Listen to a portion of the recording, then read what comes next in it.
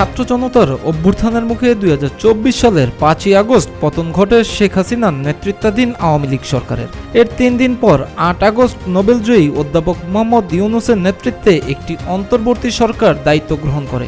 ১.৫ বছর দেশ পরিচালনার পর ত্রয়োদশ জাতীয় সংসদ নির্বাচনের মাধ্যমে আবারও নির্বাচিত সরকারের হাতে ক্ষমতা হস্তান্তর হলো। প্রথমে নির্বাচিত সংসদ সদস্যরা শপথ নেন, পরে প্রধানমন্ত্রী হিসেবে শপথ নেন তারেক রহমান এবং তার মন্ত্রিসভার সদস্যরা। এর মাধ্যমে ১.৫ বছর পর দেশে নির্বাচিত সরকার প্রতিষ্ঠা হলো।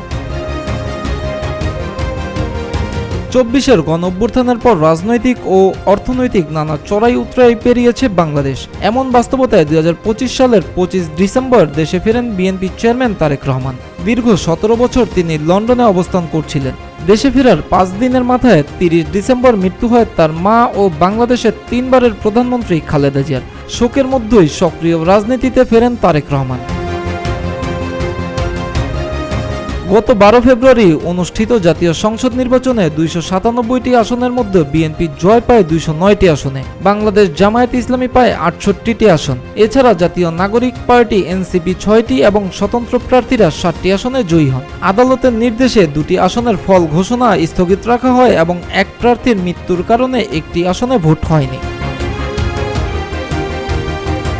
একই দিনে জুলাই জাতীয় সনদের আলোকে সংবিধান সংস্কারের বিষয়ে গণভোট অনুষ্ঠিত হয়। নির্বাচন কমিশনের তথ্য অনুযায়ী গণভোটে ৪,৭৪,৪২৯ জন হ্যাঁ এবং ২,২৫,৬৫,০০০ জন না ভোট দেন। নির্বাচিত হওয়ার পর এমপি হিসেবে শপথ নিল সংবিধান সংস্কার পরিষদের সদস্য হিসেবে শপথ গ্রহণ করেননি বিএনপির নবনির্বাচিত সংসদ সদস্যরা। জুলাই জাতীয় সনদ বাস্তবায়ন আদেশ ২০২৫ অনুযায়ী গণভোটে হ্যাঁ বিজয়ী হলে নির্বাচিত সংসদ সদস্যের পরিষদের দায়িত্ব পালনের কথা, কিন্তু বিএনপির দাবি এ বিধান সংবিধানে নেই, ফলে প্রস্তুতি থাকলেও তাদের শপথ অনুষ্ঠান হয়নি।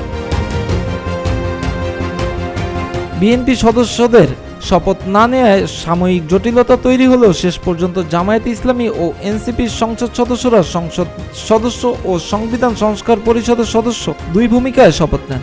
সবশেষ বিকেলে প্রধানমন্ত্রী তারেক রহমান ও তার মন্ত্রিসভার সদস্যরা শপথ গ্রহণ করেন। এর মধ্য দিয়ে ১.৫ বছর পর আবারও জনগণের ভোটে নির্বাচিত সরকার পেল বাংলাদেশ।